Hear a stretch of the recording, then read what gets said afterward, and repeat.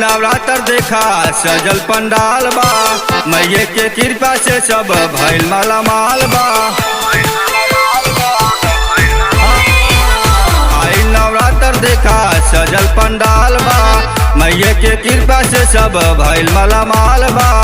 अब वही में चमकेला बदरिया बदरिया हो, लाला ढौलवा से सजल बा दुआरिया, मैया के चमके चुनरिया हो।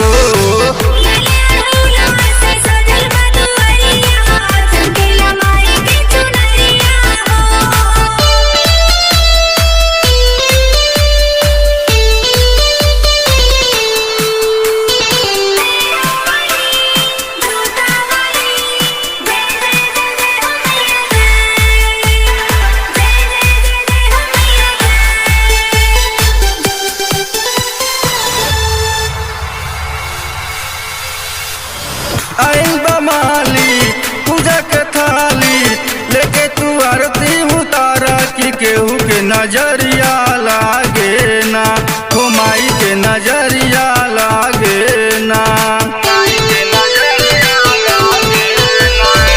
आइल बमाली पूजा के थाली लेके तू आरती उतारा कि केहू के नजरिया लागे ना, हो माई के नजरिया लागे ना। चरण पखरा तू पुजरिया पुजरिया हो, लाला ढौलवा से सजल बा दुआरिया, मैया के चमके चुनरिया हो।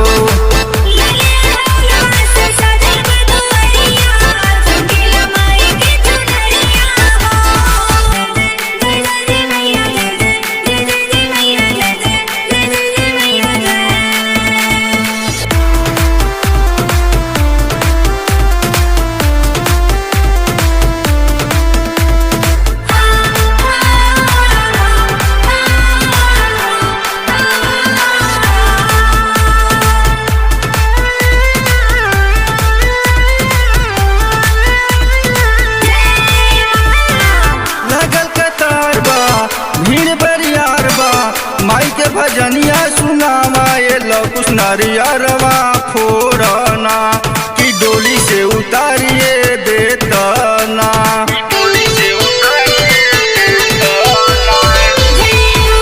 लागल कतार बा भीड़ बरियार बा, माई के भजनिया सुनावा ये लौकुश नरियरवा फोरना, कि डोली से उतारिए देतना।